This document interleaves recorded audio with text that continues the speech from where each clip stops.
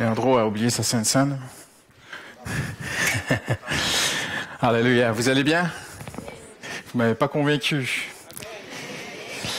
Je débute en vous rapportant de bonnes nouvelles. J'étais sur Montparnasse dimanche dernier pour l'ouverture, la consécration. On a passé vraiment un très, très beau moment. Et c'était une grande joie de voir qu'on manquait de place, en fait. Il y avait des gens debout. On a demandé à tous les équipiers de se lever, de laisser la place à ceux qui sont là. Donc, je voudrais vraiment tout d'abord, j'ai une reconnaissance pour vous et aussi une requête. Donc, tout d'abord, vraiment merci pour votre soutien, vos prières et aussi pour votre générosité, votre fidélité tout au long de l'année 2022, mais tout particulièrement en fin d'année. Vous nous avez vraiment soutenus et on a terminé l'année fiscalement vraiment très, très bien grâce à ce que Dieu a mis dans votre cœur. Donc, vraiment, merci. Donc, c'est une grande reconnaissance de voir toute cette mise en place de ce nouveau campus. Et c'était une joie aussi. Pasteur Mathieu me disait que dimanche dernier, ici, c'était plein. Comme ce matin, il y a des gens debout et derrière, des gens à l'étage, tout ça. Et c'est une grande, grande joie. Aussi, le premier culte est vraiment plein. Et notre prière, c'était de ne pas... J'ai appris une expression quand je suis arrivé en France. On dit déshabiller Pierre pour habiller Paul. Vous connaissez ça? Donc, on voulait pas déshabiller Bastille pour habiller Montparnasse. On voulait vraiment une croissance et que ça aille bien. Et c'était merveilleux de voir que Dieu bâtit son Église, Jésus bâtit son Église. Amen. Donc vraiment une grande reconnaissance pour ça, mais une requête aussi, parce que depuis que je suis là, vraiment, on a entamé des recherches pour acheter un bâtiment. C'est pas caché, on en a parlé parfois dans des comités, en conseil d'administration, en équipe pastorale, dans des réunions de prière, dans des nuits de prière, dans toutes sortes donc, et vous le savez, c'était même d'actualité même avant que j'arrive. Et je veux croire, amen, pour une capacité financière d'acheter un bâtiment. Le conseil d'administration a mis une trésorerie de côté et je sais que si Dieu nous donne un bâtiment, je sais que les gens vont se lever pour le construire. Donc, on loue, mais ce serait préférable acheter. Maintenant, on a besoin d'un miracle. Parce que dans Paris, le CNEF et les Assemblées de Dieu de France ont tenu même des colloques et des réunions de travail auxquels j'ai été invité parce que grand défi de faire des églises dans Paris intramuros et grosso modo, dans les 20 dernières années, à peu près de 70% des églises qui étaient dans Paris sont sorties de Paris pour aller en périphérie. Que Dieu les bénisse, c'est certain, vraiment, c'était peut-être leur mission, l'appel de Dieu pour eux, mais c'est un challenge. Faire des églises dans Paris intramuros, c'est très, très compliqué. Et pour se dire tout, mais souvent les beaux bâtiments sont rares et lorsqu'ils apparaissent sur le marché, il y a une petite chasse gardée. Parfois, ça vient même pas sur le marché, tout ça. Donc, c'est très, très compliqué. Et l'été dernier, on est passé tout près d'acheter un bâtiment. On était deuxième, mais ça veut dire que c'était pas pour nous. Mais le Seigneur a quelque chose pour nous. Amen. Donc, j'ai une requête de prière. Nous sommes dans ce 21 jours de jeûne. Si jamais j'ai des petits moments de faiblesse pendant que je prêche, ne vous inquiétez pas, c'est le jeûne qui fait ça. Mais on va se lever ensemble. Jésus a dit, ma maison sera appelée une maison de prière. Et combien croient que c'est le meilleur moment qu'on lève nos voix ensemble et qu'on prie pour que Dieu fasse un miracle en 2023 et qu'il nous donne un bâtiment qu'on puisse acheter.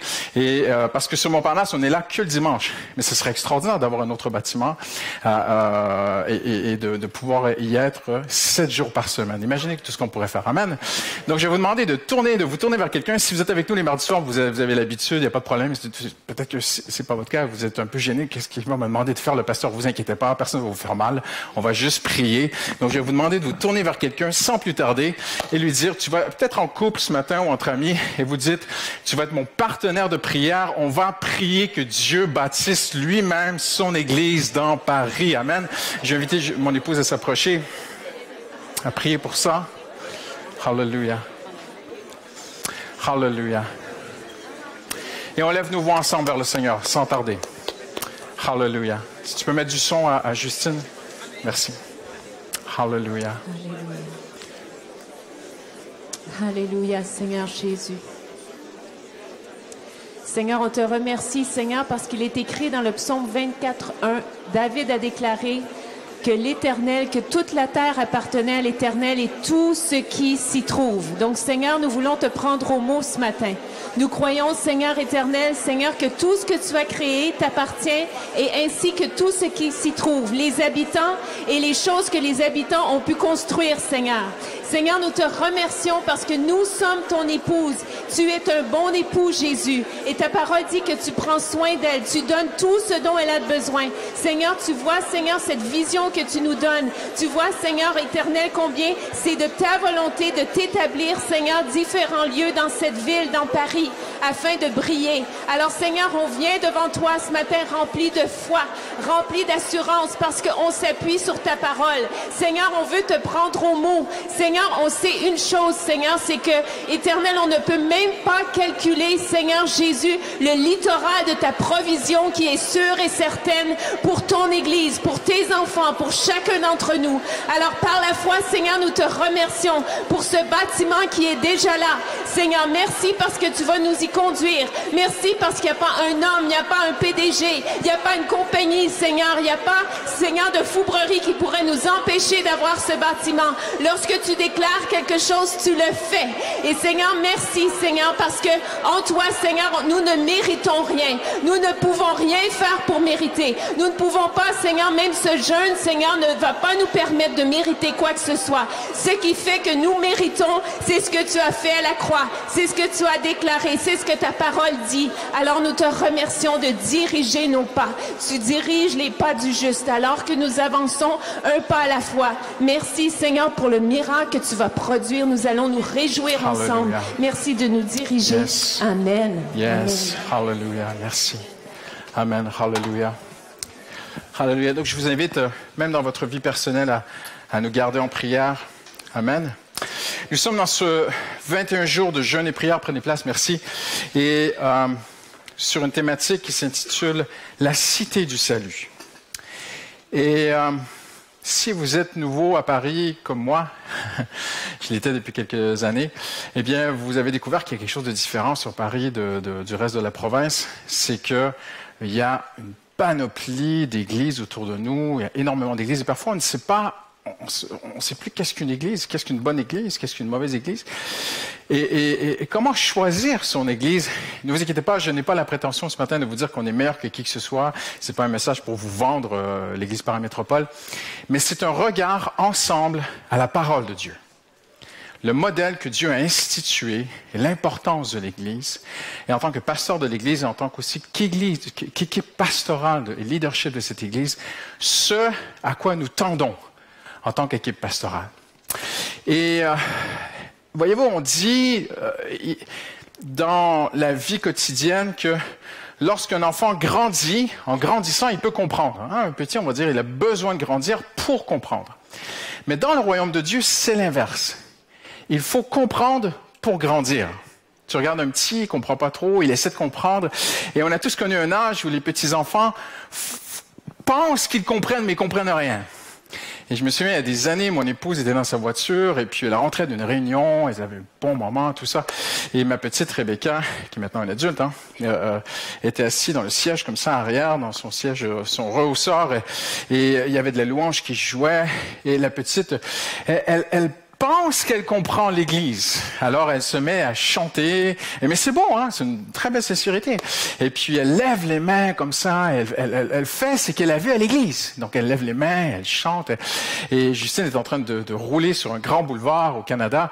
Et ma petite Rebecca dit, « Maman, fais comme moi. Ferme les yeux, lève les mains, loue Jésus avec moi. » Vous avez bien compris que si maman ferme les yeux et lève les mains au volant de la voiture, on va avoir un accident. Donc Justine dit, mais Rebecca, maman ne peut pas faire ça. Si maman fait ça maintenant, eh bien on va avoir un accident. Alors Rebecca lui répond, d'accord maman, moi aussi je vais ouvrir les yeux pour voir l'accident. Donc il y a un âge où on dit, ils doivent grandir pour comprendre. Vous êtes avec moi ce matin? Mais en Jésus-Christ, en fait, c'est l'inverse. C'est à force de compréhension que l'on grandit. Et le but du Saint-Esprit, le but de la parole de Dieu, et même pour moi personnellement, c'est de m'amener à mieux comprendre pour grandir. L'enfant grandit pour comprendre, mais nous comprenons pour grandir. Alors, on va regarder, si vous le voulez bien, à Isaïe chapitre 26, c'est le texte central de ces 21 jours de jeûne et prière, où Dieu annonce quelque chose qui n'est pas clair. Et vous êtes d'accord avec moi, si vous êtes chrétien depuis un certain temps, vous savez que l'Ancien Testament était l'ombre des choses à venir. C'est ce que la Bible dit. Donc une ombre est incertaine. Une ombre, c'est quelque chose de pas clair. Et il fallait que Jésus arrive, que le Nouveau Testament arrive pour que l'on puisse avoir la pleine lumière. Et même cette lumière brille sur l'Ancien Testament. Donc, on va regarder un texte, si vous me permettez l'expression, qui est cryptique, en fait, qui a besoin d'être décrypté, qui a besoin d'être expliqué pour avancer, pour mieux comprendre, afin de grandir. Est-ce qu'il y a des gens qui veulent grandir en Jésus-Christ ce matin? Amen, on est tous appelés à grandir.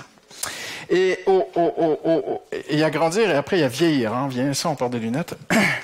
Ce jour-là, on chantera ce cantique dans le pays de Juda.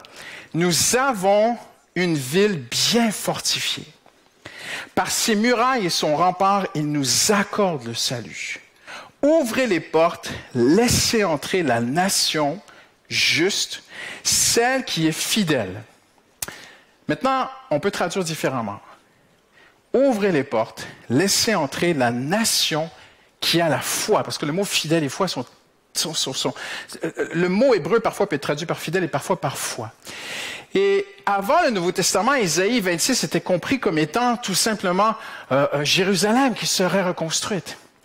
Mais il y avait un sens plus loin, ce qu'on appelle un sens de prolepticité, un regard vers l'avenir, un regard qui passe par-dessus le présent, qui va très très loin dans l'avenir, et une cité qui allait venir.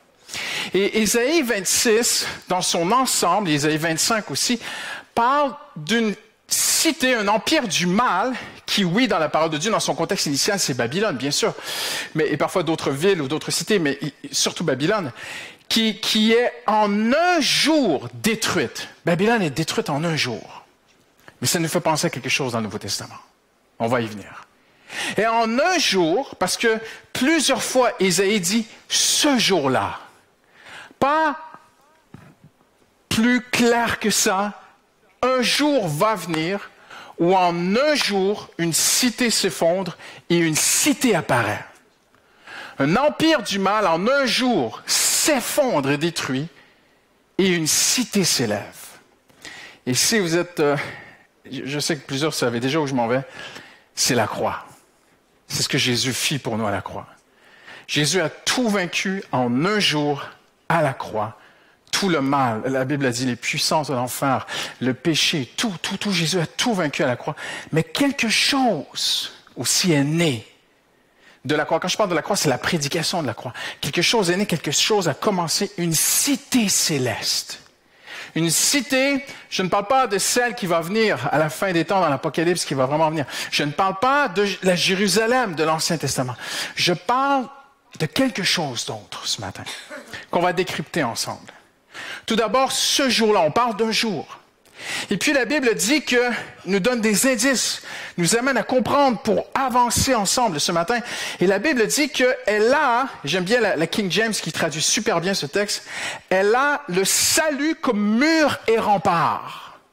Donc, elle est protégée, ce sont des gens qui vivent dans une ville, ils vivent ensemble dans une ville, et elle a, cette ville, le Seigneur nous dit, ces murs de protection sont le salut. Ces remparts sont le salut. Très intéressant.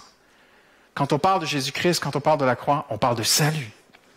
Que la nation juste qui garde la foi, la version ESV nous donne, ou plusieurs traductions aussi, plutôt que fidèle, mais foi, ça va ensemble, c'est main dans la main. Que la nation juste, celle qui a la foi, celle qui garde la foi, donc des gens qui ont la foi. Et qu'est-ce que l'apôtre Paul dira à 3 reprises dans le Nouveau Testament? Le juste vivra par la foi. Donc, c'est pas n'importe qui peut rentrer dans cette cité. Ce sont des gens qui ont mis leur foi en Jésus-Christ. On leur ouvre les portes et ces gens entrent dans cette cité. Et la Bible dit que ce n'est pas une cité faible. Nous avons une puissante cité, la Bible dit, Isaïe 26. Et Jésus dit à Pierre, qu'est-ce que les gens disent de moi? Pierre dit, mais tu es le Messie. Jésus dit, c'est pas toi qui as deviné ça, c'est mon Père. Tu es béni, tu es heureux, Pierre. C'est mon Père dans les cieux qui t'a révélé que je suis le Fils de Dieu. Et il lui dit ceci, il lui dit, tu es Pétros en grec, mais sur Pétra en grec, je bâtirai mon église. Pas le temps ce matin. Mais en d'autres mots, tu es un petit rocher, Pierre. Et même le mot veut dire un bout de roc qu'on tire d'un grand rocher. Une carrière, en fait, une carrière de construction. Où on allait chercher des gros blocs, des gros blocs. Et ce que Jésus lui dit, il dit, tu es un bout du rocher, Pierre. C'est impressionnant ce qu'il lui dit. Et le Seigneur n'a-t-il pas dit dans l'Ancien Testament, fixez les yeux sur le rocher duquel vous avez été taillé. Mais sur ce pétrin, sur ce grand rocher, je bâtirai mon église. Pierre, tu fais partie de moi, Jésus-Christ, mais c'est moi, Jésus-Christ, qui va bâtir mon église. C'est moi le grand pétrin, c'est moi le grand rocher. Je bâtirai mon église et les portes de l'enfer ne prévaudront point contre elle. Impressionnant. Et je te donnerai les clés du royaume des cieux. Combien aimerait avoir des clés ce matin? Je vais t'enseigner comment on ouvre les bénédictions, Pierre. C'est ce que Jésus lui-même lui a dit. Et Ésaïe 26 parle de cette cité qui est victorieuse. Cette cité qui a comme frontière, qui a comme limite, rempart, mur, le salut. Et notre travail est d'ouvrir les portes pour que ceux qui croient puissent entrer. Et en terminant, on voit qu'une grande joie est dans cette ville. Une grande, grande joie est dans cette cité. Là, vous allez me dire, Pasteur Christian, c'est merveilleux ce qui nous attend au ciel. Vous avez tout à fait raison, mais pas seulement au ciel, ici-bas aussi. L'Ancien Testament parle 152 fois de Sion. Pas trop de temps à rentrer là-dedans ce matin, c'est assez profond comme concept. Mais la ville de Sion, la montagne de Sion, la colline de Sion, Jésus va dire une ville qui est sur une colline ne peut pas être cachée. Et elle doit briller.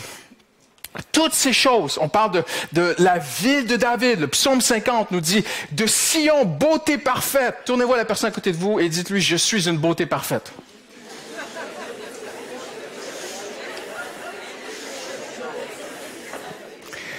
Tournez-vous à l'autre personne et dites-lui « Je te crois pas ».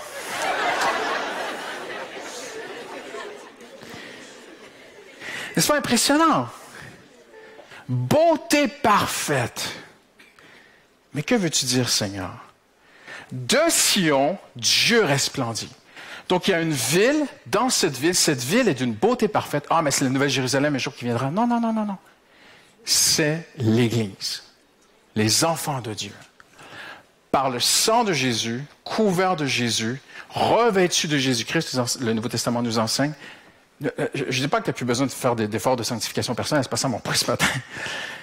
Mais Dieu nous regarde et dit, le travail que Jésus a accompli à la croix pour nous, il est d'une beauté parfaite.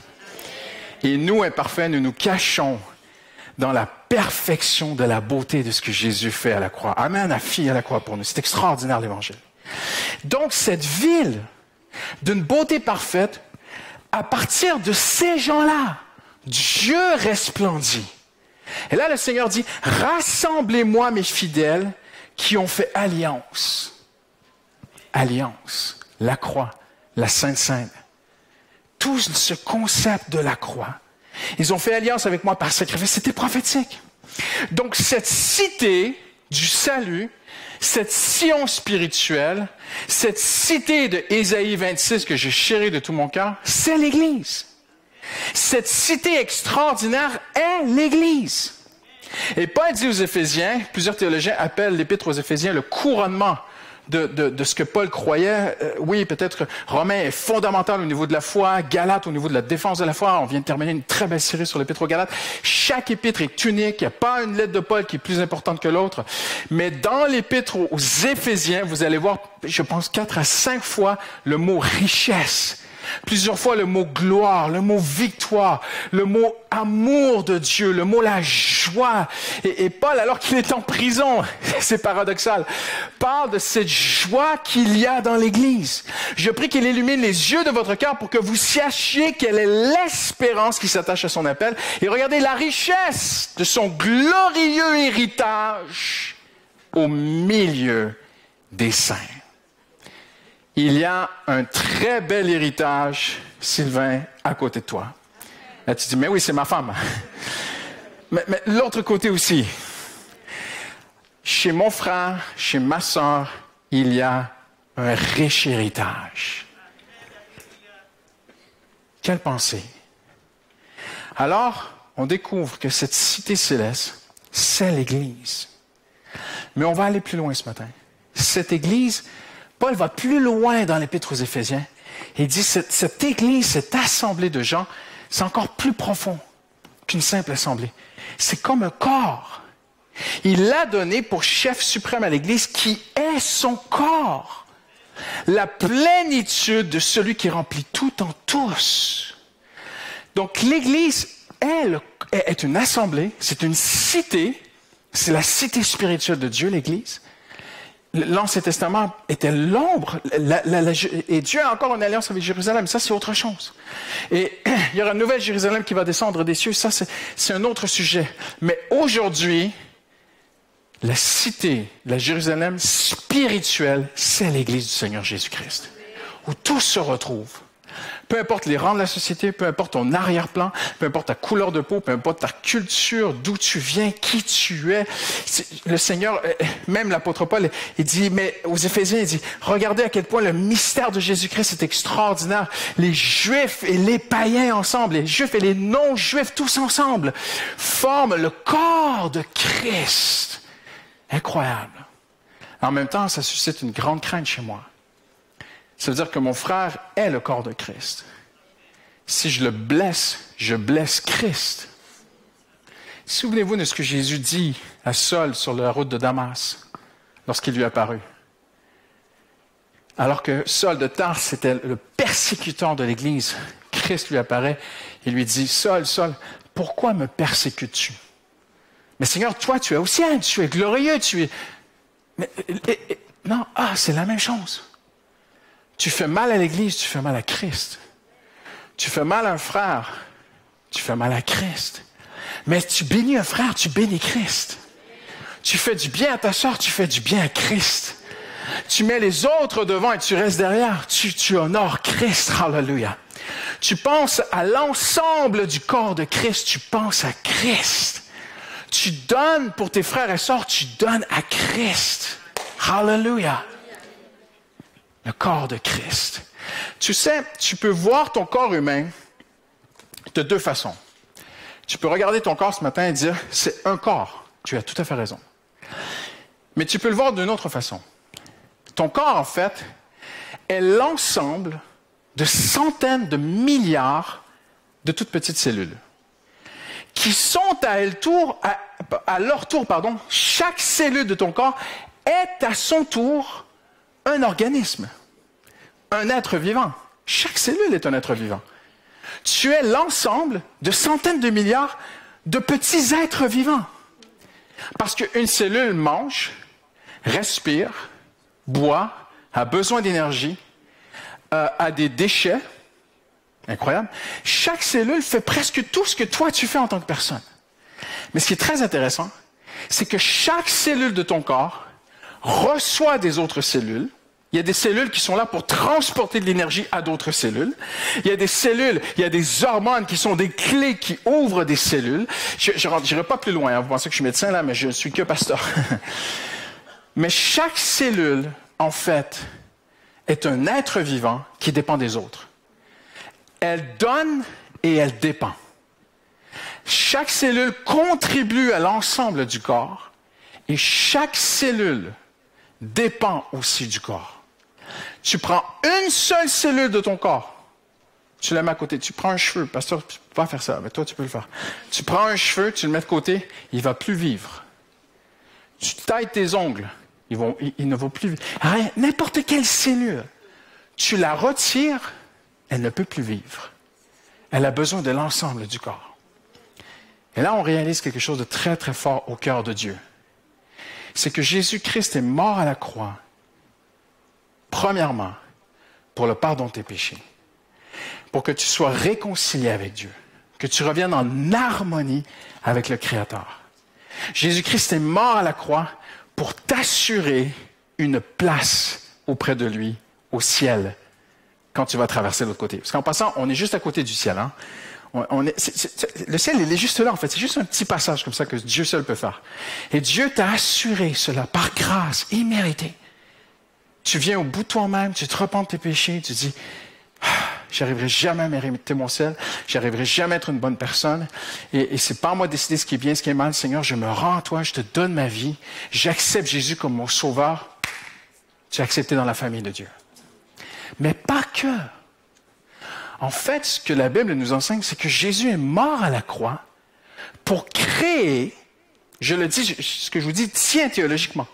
Jésus est mort à la croix pour créer une cité qui est un corps, qui est son épouse, parce qu'à la fin d'Éphésiens, les théologiens nous disent que la façon dont Paul a écrit est tellement merveilleuse qu'il parle de Christ et l'Église et d'un homme et de sa femme.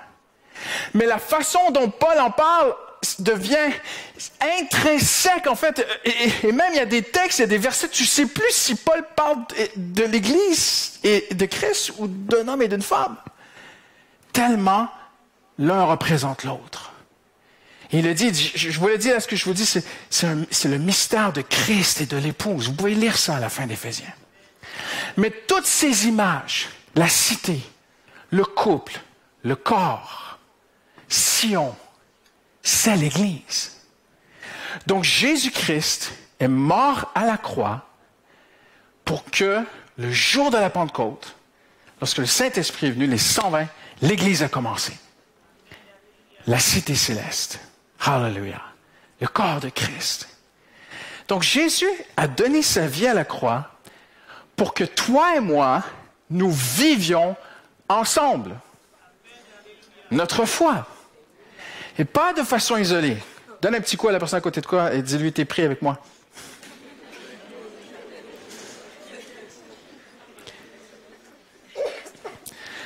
Alors ce matin, j'aimerais voir avec vous certaines choses très importantes.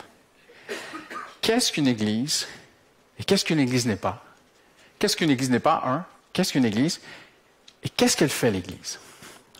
Mais nous savons ensemble que l'Église a tellement été attaquée. Parce qu'elle représente Jésus. Il y a eu des fausses églises, des fausses religions, il y a eu des églises blessées, des églises qui sont en souffrance, des églises persécutées, des églises brûlées. L'Église a traversé tellement de choses à travers ces 2000 années. Parce qu'elle est le corps de Christ. Aucune institution dans ce monde n'est autant attaquée que l'Église. Donc, on sait qu'en parlant de l'Église ce matin, on peut susciter, éveiller des souvenirs. Certains sont venus vers nous, pasteurs, sont sortis d'une secte, ont été avec des gourous, ont été blessés. D'autres sont sortis d'un milieu de morosité, de liturgie, de procession superficielle. D'autres ont été dans des milieux où on ne savait plus si c'était une église ou un business ou un entrepreneuriat qui était là. D'autres ont été dans des communautés fermées, des clubs, de la partisanerie. Mais il existe une belle église. Hallelujah. Et je vais vous décevoir, elle n'est pas ici. Elle est dans la parole de Dieu. Mais l'Église Paramétropole, nous aspirons à être cette Église. Alors, qu'est-ce qu'une Église n'est pas? Tout d'abord, l'Église n'est pas Internet. Jésus n'a jamais dit « je bâtirai ma chaîne YouTube ». Je bâtirai ma télé chrétienne, je bâtirai mes réseaux sociaux, je bâtirai mon site Internet, je bâtirai... Non.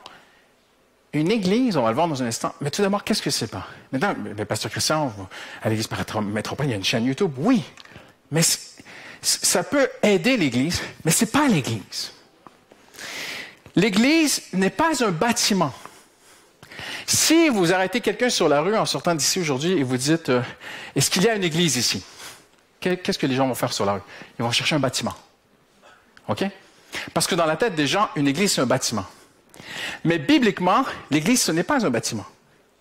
Parce qu'il est écrit « l'Église qui se réunit chez eux », 1 Corinthiens 16, 19. Donc, l'Église, ce n'est pas le bâtiment. L'Église est dans le bâtiment, mais l'Église n'est pas le bâtiment. La plus vieille Église, le plus vieux, bâtiment d'Église connu dans l'histoire de l'humanité est apparu seulement, les plus vieux vestiges qu'on a trouvés remontent à 233 ans après Jésus-Christ, en Syrie. C'est seulement au 3e siècle qu'on s'est mis à bâtir des bâtiments d'église, selon notre connaissance historique aujourd'hui. Et il y a une grande vague de construction de bâtiments d'église en Europe, surtout au 11e siècle, puis en Amérique, à travers les réveils, tout ça, au 19e, 20e siècle. Mais ça a changé notre vocabulaire. On va dire telle église, et on va pointer un bâtiment. Mais au cœur de Dieu, quand Dieu regarde l'église, il ne regarde pas un bâtiment. Il regarde toi. Il regarde moi. Hallelujah. Donc, l'Église n'est pas un bâtiment. L'Église n'est pas un spectacle. L'Église n'est pas un spectacle. Vous savez ce que le mot spectacle signifie? Ce que l'on regarde. Donc, si tu vas à un endroit et tu regardes et tu n'es pas participant, c'est un spectacle. Tu peux venir ici et ne pas participer, ne pas louer, ne pas adorer, ne pas prier, ne pas recevoir la parole de Dieu. En fait, tu fais un spectacle. Dans un spectacle, tu regardes un spectacle, tu regardes une prestation. C'est pas ça, l'Église. L'Église n'est pas un rituel, n'est pas une liturgie. Qu'est-ce qu'une liturgie? C'est une séquence d'activités qui implique des gestes, des paroles, des actions, des objets, une performance en séquence qui sont faites par des hommes qui sont choisis, mais qui est prescrit par la tradition et la communauté. C'est pas ça l'Église. L'Église n'est pas une salle communautaire où on fait juste venir rencontrer des gens et puis on a du bon... Non. L'Église, c'est plus que ça. L'Église n'est pas un concept théorique. L'Église ne doit pas enseigner des choses qu'on ne vit pas. L'Église n'est pas un concept théorique. Un concept théorique, c'est savoir sans vivre. Vous savez, chez les Grecs, le savoir n'impliquait pas nécessairement le vécu. Mais paradoxalement, contrairement chez les Hébreux, chez les Juifs, il était hors de question de dire qu'on savait sans avoir vécu. Chez le Juif, quand on disait « je connais », ça voulait dire « je l'ai vécu, je l'ai touché ». C'était quand Paul parle, et ça va vous aider à lire mieux le Nouveau Testament, quand Paul parle de la connaissance, quand il dit tout ce que je veux, quand il dit aux Philippiens, la chose que je veux le plus au monde, moi l'apôtre Paul, c'est connaître Christ. Paul ne parlait pas d'un concept théorique de connaissance intellectuelle grandissant de jour en jour d'un simple savoir. Il est impossible que Paul ait parlé aux Philippiens à travers lui un certain savoir ou une approche gréco-romaine. Non, Paul parlait comme un juif. Il était juif. Et quand Paul dit aux Philippiens, mon but est de le connaître, en d'autres mots, mon but est de le vivre. Je veux vivre Jésus. Je veux l'expérimenter. Je dois absolument voir Jésus-Christ changer mon cœur, changer mon couple, changer ma famille, changer mes enfants, changer mon entourage, changer mon église, changer ma ville, changer ma nation, changer mon peuple, changer ma génération. Pour Paul et pour nous, l'Église n'est pas un concept théorique. L'Église n'est pas un concert. Malheureusement, beaucoup de gens choisissent aujourd'hui leur Église en fonction du feeling ou de ce qui se passe. Non. On ne doit pas choisir une Église parce qu'il y a la clim. On ne doit pas choisir l'Église parce que je veux dire des vraies choses. On ne doit pas choisir l'Église parce que le pasteur prêche bien. On ne le fera pas aujourd'hui, mais tout d'abord, qu'est-ce qu'une Église? Mais la chose qui devrait le plus m'intéresser quand je choisis une Église, c'est qu'est-ce qu'ils enseignent? Qu'est-ce qu'ils croient dans cette Église? Je devance mes notes. Tiens, je devance mes notes, tant pis. Acte 2, 42. Ils persévéraient dans l'enseignement des apôtres, dans la prière, la fraction du pain et la communion fraternelle. C'est ça l'Église. C'est pas autre chose. L'Église n'est pas une œuvre chrétienne. Les œuvres chrétiennes sont très importantes, sont un soutien extraordinaire pour les églises, mais l'Église, ce n'est pas les œuvres chrétiennes. L'Église n'est pas un lieu pour les opportunistes. Certains voient parfois dans l'Église un milieu où ils vont exister tout à coup. Non, l'Église, c'est pas ça.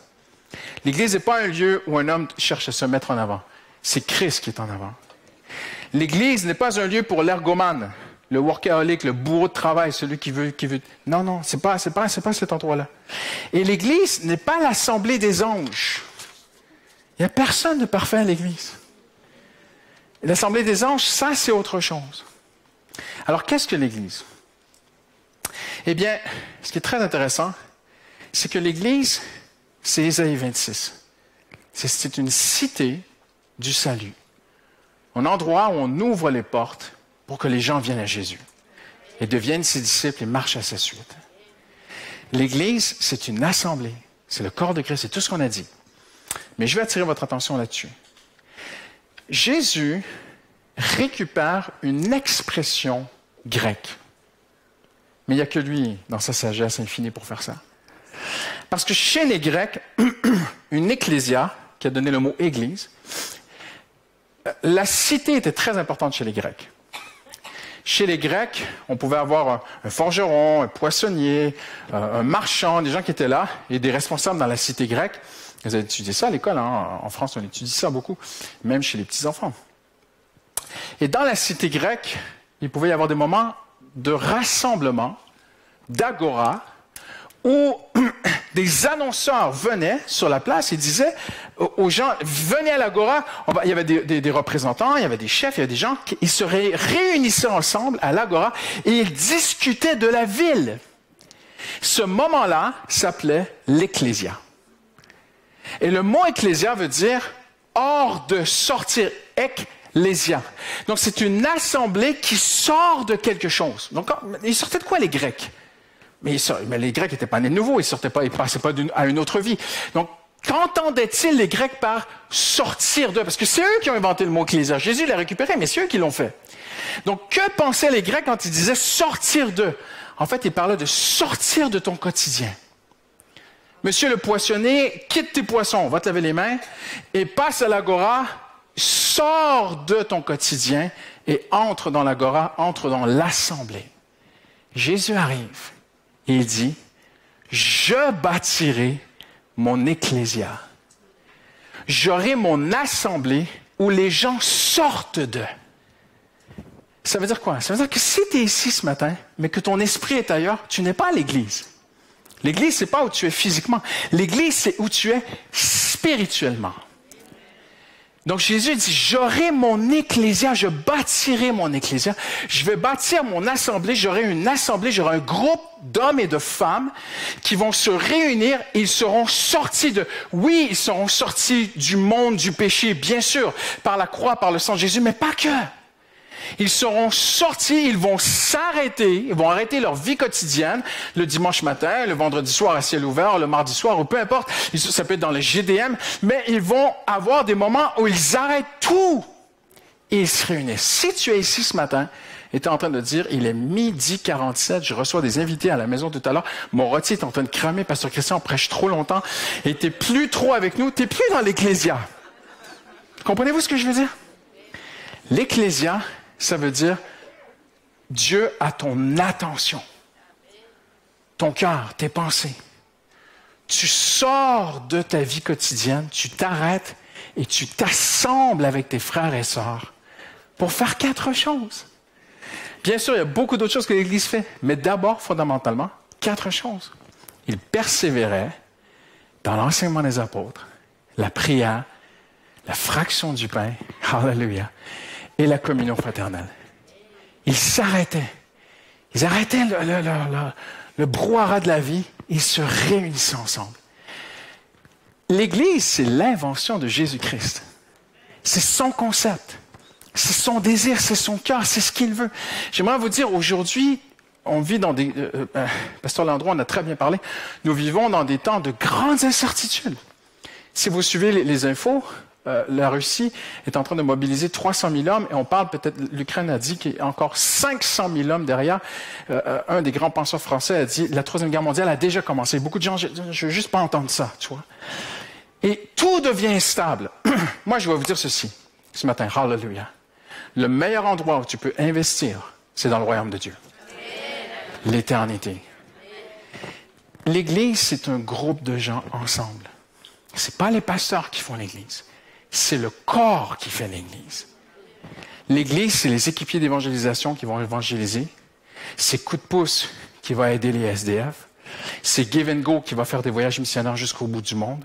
C'est aussi une équipe pastorale qui travaille ensemble. Ça va être des cours de disciples, des cours de baptême, des cours alpha. C'est les équipiers de la louange. C'est tout, c'est les GDM. C'est nous tous ensemble. Regardez ce que Paul dit. L'Église, c'est cela.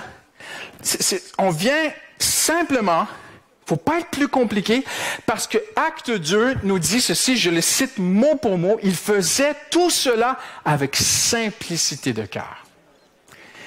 C'est ce qu'on veut ici. C'est ce qu'on a annoncé à l'Église.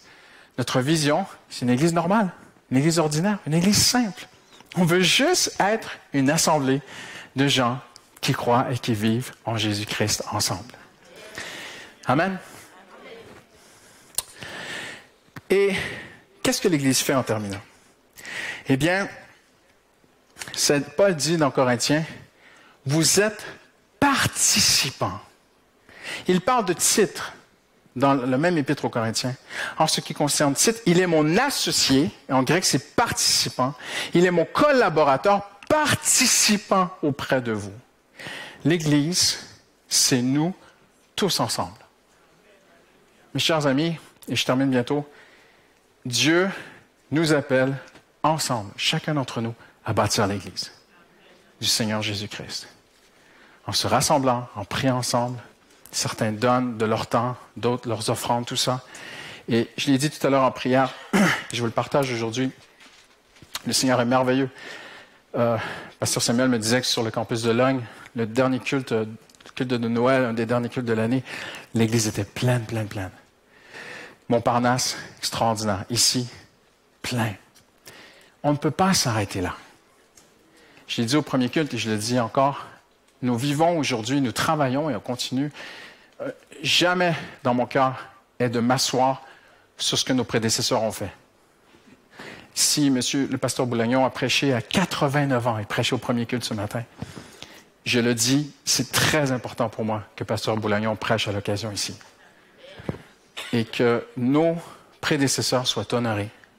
Parce que par leurs offrandes, par leur temps, par leurs prières et leur consécration, une très belle église a été construite au cœur de Paris. Mais ce n'est pas terminé. Et tu n'es pas un spectateur. Paul dit, participant. Tu viens, tu fais le culte, tu donnes ton offrande et tu rentres chez toi et le Seigneur dit, oh, t'as pas fini toi? Non, participant. Je ne vous partage pas un projet ce matin, mais une prière. On ne peut pas rester à 3 campus. Impossible, c'est plein déjà. Montparnasse vont passer à 2 cultes. C'est une prière aujourd'hui. Il va falloir faire d'autres campus. Là, vous êtes en train de dire, aïe. Mais on n'a pas le choix. L'Église doit avancer. Il faut que Dieu nous aide à acheter un bâtiment. Amen. Il faut que cette Église avance. Parce que c'est l'Église du Seigneur Jésus-Christ. Je ne prends pas la pression, je ne la mets pas sur mes épaules, je ne la porte pas. Moi, je suis juste un simple serviteur. Il a dit, je bâtirai mon Église. Amen. Mais je termine avec cette pensée aujourd'hui. L'Église, c'est nous tous ensemble. Construire l'Église. Quand juste avant le COVID, 4 sœurs de l'Église sollicitent un entretien avec moi, elles disent, Pasteur, on aimerait vous rencontrer. Et je les reçois dans une salle, elles m'étalent un très beau projet que Dieu a mis sur leur cœur, parce que Jap finit vers 35 ans, et elles disent, on aimerait créer un groupe de chrétiens célibataires qui pourraient faire des activités, sortir ensemble, aller au musée, faire un pique-nique, du vélo, peu importe, machin, visiter. Et je trouve ça extraordinaire que ça vienne d'elles. Voyez-vous ce que je veux dire? Que c'est une initiative du corps de Christ, de dire, on veut aussi veiller sur nos frères et sœurs. Que les soins pastoraux ne sont pas faits par 2 ou 3 pasteurs dans l'Église, mais toute une équipe. Parce qu'il faut qu'on soit ensemble le corps de Christ. Amen. Alors, on va terminer en prière. J'invite les musiciens à s'approcher. Mais il y a une chose que je veux dire en terminant. Et je le dis par la foi parce que c'est pour quelqu'un qui n'est pas ici, mais peut-être à travers Internet. Ou peut-être que c'est quelqu'un qui est ici ce matin. Peu importe ce que tu as vécu par le passé, tu ne peux pas t'isoler. Tu ne pourras pas vivre l'Église seul. Ah, pasteur, c'est dur pour moi, tu comprends pas. Moi, je suis quelqu'un d'un peu plus réservé. Et quand la sœur à côté de moi, elle ouvre ses bras comme ça pour louer Jésus, paf, elle me met un coup. Et puis la sœur derrière, elle prie trop fort. Et puis la sœur devant, elle danse. Et puis toi, pasteur, tu prêches trop longtemps. Et puis moi, j'aime bien rester chez moi, vivre ma petite foi toute seule. Et par le passé, je me suis investi, j'ai servi. Et puis j'ai servi dans l'Église, mais j'ai été blessé. Et puis, oh là là, les chrétiens, non. Tu pourras pas. Parce que le plan de Dieu, c'est une assemblée. Oui, mais pasteur, je me mets en danger. Il y a des gens qui pourraient abuser et dire, le pasteur a dit qu'on doit vivre ensemble, mais moi, je vais te marcher dessus. Voyez-vous, un homme de Dieu pour qui j'ai beaucoup de respect a dit ceci. Si tu es miséricordieux envers les gens autour de toi, par amour pour eux, Dieu va prendre soin de toi. Dieu va même te protéger. Et Dieu dit, je serai ton arrière-garde. La gloire de l'Éternel sera ton arrière-garde. Voyez-vous? Maintenant, je te rassure, l'Assemblée des chrétiens, c'est pas des gens qui essaient de prendre l'ascendant sur d'autres. C'est pas ça, l'Église. Il y en a, vous êtes en train de dire, c'est merveilleux ce que Pasteur Christian il prêche ce matin. Moi, je vais faire ma place ici, t'as rien vu encore. Non. Paul dit, considérez les autres comme plus importants que vous. Ça veut dire quoi, ça? Ça veut dire que tu viens toujours au second culte. Tu arrives tôt. Tu as ta place. Et ce matin, quelqu'un est arrivé avant toi et a pris ta place. Elle dit, c'est pas possible, à cause de lui, je suis debout derrière là. Mais en fait, si on écoute la parole de Dieu, eh bien, cette personne est plus importante que moi. Amen? C'est ça l'Évangile. Je parlais, mon épouse et moi, on a un couple d'amis, dont lui, il est pasteur et elle est médecin. C'est notre médecin personnel aussi. Elle est chrétienne. On a passé un peu de temps ensemble durant les vacances de Noël et on parlait de différentes choses. Elle me disait, Christian, je suis passionné ces derniers temps par la neuroscience que j'étudie, que je fais des recherches là-dessus. Je disais, ah bon, puis on s'est mis à parler ensemble de ça. Puis elle me disait, c'est incroyable à quel point, dans le corps humain, il y a à peu près 80 hormones différentes, qui chacune ont un travail très important à faire. Et il y a une hormone qui est sécrétée seulement au contact d'une vie sociale. Télétravail? Non. Faire du shopping? Non. Être dans les transports? Non. C'est pas une vie sociale, ça. Être avec des gens. Les regarder dans les yeux. Elle me disait, tu sais, quand il y a eu tout ce confinement, elle dit, je m'inquiétais en tant que médecin que les gens dépriment, parce que lorsque cette hormone n'est pas sécrétée, en fait, les gens se mettent à déprimer. C'est impressionnant. Et cette hormone a un impact sur la santé et le bien-être physique des gens. Elle va même affecter la force de leur système immunitaire. Impressionnant, hein? J'y comprends rien. Je suis pasteur, je suis pas médecin. Venez pas me voir après. Je comprends rien. Mais voici ce que je comprends. C'est Dieu qui a créé le corps humain. Dieu ne t'a pas créé pour que tu t'isoles, même si tu as été blessé. Dieu t'a créé pour vivre avec une assemblée, avec un corps. Il faut que tu ailles à Jap si tu es jeune. Il faut que tu viennes à un moment donné à une réunion de prière. Il faut que tu intègres un GDM. Les responsables ne vont pas aimer ce que je dis parce qu'ils sont déjà débordés. Ils m'ont dit, parce qu'on a tellement de demandes dans le GDM, on n'arrive pas à subvenir à tout organiser. Mais il faut que tu serves le Seigneur. Il faut que tu vives ta vie chrétienne. C'est plus que venir ici, faire ton culte, rentrer chez toi. Non. C'est de vivre la foi ensemble. Amen. Et le Seigneur va t'aider. Le Seigneur va nous aider. Mais je termine avec ceci. On va juste terminer en prière. Peut-être y a-t-il une seule personne ici aujourd'hui. Tu entends tout ce qu'il dit et c'est très clair pour toi, dans ton cœur. Tu vois la cité céleste, tu vois la cité du salut, tu vois dans ton esprit que ces murs sont le salut, tu vois qu'il est écrit « Ouvrez les portes, laissez entrer ceux qui croient, ceux qui ont la foi, ceux qui sont fidèles. » Mais dans ton cœur ce matin, tu dis « Mais moi, je ne suis pas dans cette ville. Moi, je suis à l'extérieur. Je sais que je suis pas en paix avec Dieu. Je sais que ma vie n'est pas en règle avec Dieu. Je sais qu'il y a du péché dans ma vie. Je sais que je suis dehors. » Bien, j'aimerais te dire ce matin, les portes sont ouvertes. Et je veux t'inviter. On a un très beau groupe qui s'appelle le Parcours Alpha. Où on parle de la foi, on t'aide à comprendre la foi, le salut. Après, on a un très beau parcours de préparation au baptême d'eau. Mais ce matin, ça commence par une décision dans ton cœur. En disant, Seigneur, je veux te suivre. Je veux rentrer dans la cité du salut. Alors, je demande à tout le monde de baisser la tête, de fermer les yeux par respect. Mais peut-être y a-t-il une seule personne ici ce matin, au son de ma voix. Tu sais que c'est à toi, présentement, que Dieu parle. Et Dieu veut te faire entrer dans la cité du salut. La porte est ouverte, mais la porte de ton cœur n'est pas encore ouverte. Et le Saint-Esprit toque à ta porte. Et je veux te rassurer, je ne t'invite pas dans une secte. Il n'y a personne qui va essayer de te maîtriser, de te manipuler, d'abuser de toi. Je te parle de ta foi personnelle entre Dieu et toi. Et tu le sais que Dieu est vivant au fond de toi-même. Je n'ai pas besoin de faire de l'apologétisme ce matin. Tu le sais que Dieu est vivant.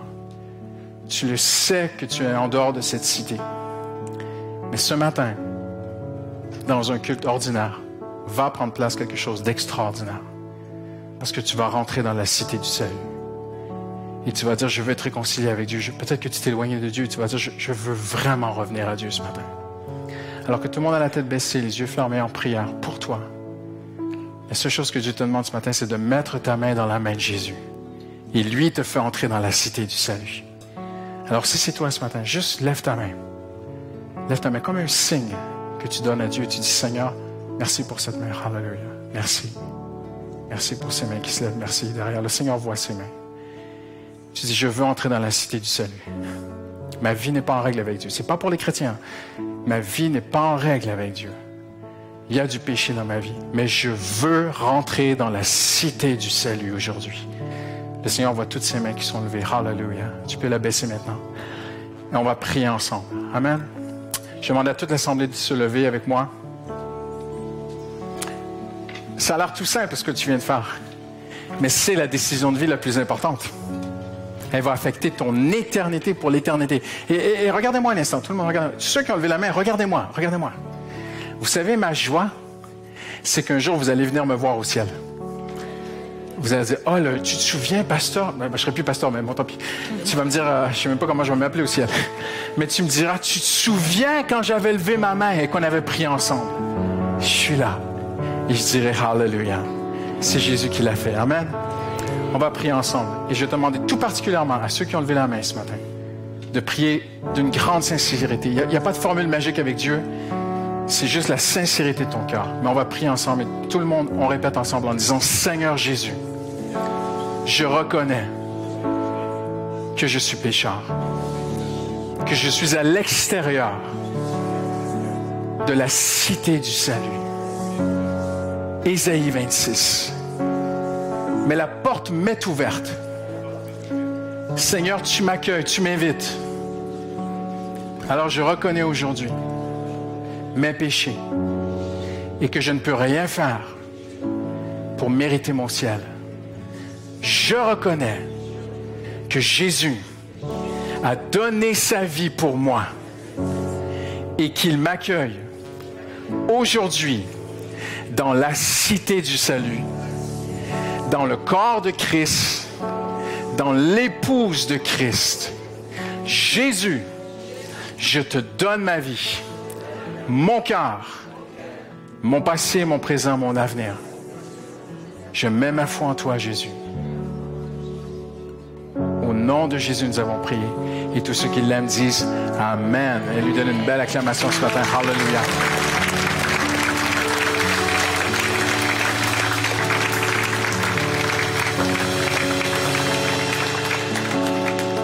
Je veux juste dire quelque chose. Jésus n'est pas un sauveur. C'est le seul. Je sens de dire ça dans mon esprit. Juste une nuance. Parce qu'il y a des gens, tout à coup, ah oui, ils acceptent Jésus. Mais ils en ont aussi 14 autres à côté. Jésus, c'est le 15e. Non, la Bible dit, il y a un seul médiateur. Il n'y en a pas deux. Et il n'y a pas des rangs, hein? Il n'y a pas des saints. Et au final, Jésus, non. Non, la Vierge Marie, tout ça, les saints, les morts. Non, rien. Seulement Jésus ce matin. Seulement Jésus. Et si tu dis, c'est seulement Jésus, mon sauveur, hallelujah, c'est bon. Amen. Hallelujah. Hallelujah. Seigneur, merci pour ta présence ce matin. Merci pour ta parole. Seigneur, ta parole est la vérité. Tu dis, connaîtront la vérité les rendra libres. Et Seigneur, tu nous montres qu'est-ce qu'une église selon ton cœur, Seigneur. Et Seigneur, nous voulons être cette église, Seigneur. Hallelujah. Bâti, construit. Tu as dit, je bâtirai mon église, je bâtirai mon ecclésia, je bâtirai mon assemblée. Seigneur, notre prière ce matin, comme un seul corps, une seule voix, comme ton épouse, nous te disons, Seigneur, construis-nous. Bénis Long encore plus, Seigneur. bénis Montparnasse. Alléluia. Seigneur, bénis, Seigneur, Bastille, Seigneur. Et Seigneur, lève, prépare l'avenir, Seigneur. Conduis-nous, Seigneur, vers même encore plus, Seigneur, d'autres campus, Seigneur. Des serviteurs qui vont se lever, des servantes qui vont se lever, des donateurs qui vont se lever, Seigneur. Des gens qui vont se lever, qui vont dire, nous voulons faire partie. Alors que tout ce monde de guerre, un monde en guerre autour de nous est si instable. Nous voulons investir dans le royaume des cieux comme jamais. Alléluia. Au nom de Jésus, nous avons prié. Amen. Amen. Alléluia.